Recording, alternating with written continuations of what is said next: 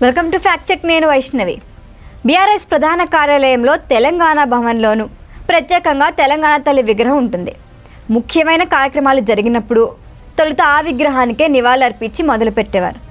అయితే ఈ విగ్రహానికి అధికారిక ముద్ర వేయలేదు ఇప్పటిదాకా.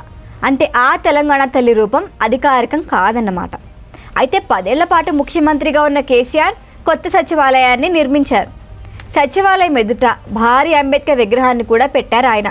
అయితే తెలంగాణ తల్లి విగ్రహాన్ని మాత్రం పెట్టలేదు. కేసీఆర్ చేసిన ఈ పొరపాటును రేవంత్ ఉపయోగించుకుంటున్నారు. కాంగ్రెస్ పార్టీ అధికారంలోకి వచ్చిన వెంటనే సచివాలయం దగ్గర మాజీ ప్రధాని రాజీవ్ గాంధీ విగ్రహాన్ని ఉంచారు. తాము అధికారంలోకి రాగానే రాజీవ్ గాంధీ విగ్రహాన్ని తీసేస్తామని చెప్పారు. ఆ చోట తెలంగాణ తల్లి విగ్రహం పెడతామని కేటీఆర్ ఇప్పటికే ప్రకటించారు. అయితే వెంటనే రేవంత్ తెలంగాణ తల్లి విగ్రహాన్ని తామే పెడతామని చెప్పి పెట్టేశారు కూడా. రూపాన్ని కూడా కొత్తగా సిద్ధం చేయించారు. ప్రభుత్వం రూపొందించిన తల్లి విగ్రహం ఆకుపచ్చ చీర ధరించుంటుంది. అంతేకాక మెడలో 1-2 నగలతో చిత్రీకరించారు. చాకలి ఐలమ్మ స్ఫూర్తితో తెలంగాణ తల్లి విగ్రహాన్ని తయారు చేయించామని, కుడి చేతితో జాతికి అభయాన్నిస్తోందని ప్రచారము చేశారు. అయితే ఎడమ చేతిలో వరి, జొన్న, సజ్జ పంటలతో ఈ విగ్రహం తయారైందని అన్నారు. ఉద్యమ సమయంలో తెలంగాణ తల్లి విగ్రహాన్ని కేసీఆర్ ఆధ్వర్యంలో తయారు చేయించారు. అయితే ఆ విగ్రహం కవిత రూపంలో ఉందని విమర్శలు కూడా వచ్చాయి.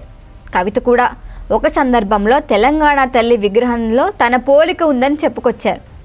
అయితే ఈ వ్యాఖ్యనే కాంగ్రెస్ నేతలు వాళ్ళకు అనుకూలంగా వాడుకున్నారు. తెలంగాణ తల్లి విగ్రహాన్ని మార్చడం మూర్ఖత్వమని మాజీ సీఎం కేసీఆర్ కూడా మండిపడ్డారు. అయితే ఇదంతా సెంటిమెంట్ రాజకీయాల కోసమని అందరికీ తెలిసిందే. తెలంగాణ తల్లి విగ్రహాలను ఇంకా పలు చోట్ల ఏర్పాటు చేసే అవకాశం కూడా ఉంది. ఇప్పటికే ఉన్న వాటికి తోడు మేడ్చల్లో కొత్తగా తెలంగాణ తల్లి విగ్రహాన్ని ఆవిష్కరించారు. అయితే బీజేపీ అధికారంలోకి వస్తే వారు కొత్త విగ్రహం తయారు చేసి చేతిలో కమలం గుర్తు పెడతారేమో అని కొందరు చమత్కరిస్తున్నారు కూడా.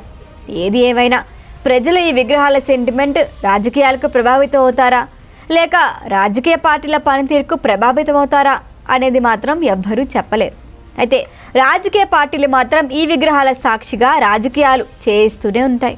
ఈ వీడియో కనుక మీకు నచ్చినట్టయితే లైక్ చేయండి, షేర్ చేయండి, సబ్స్క్రైబ్ చేయండి. అలాగే పక్కనే ఉన్న బెల్ ఐకాన్ని క్లిక్ చేయండి.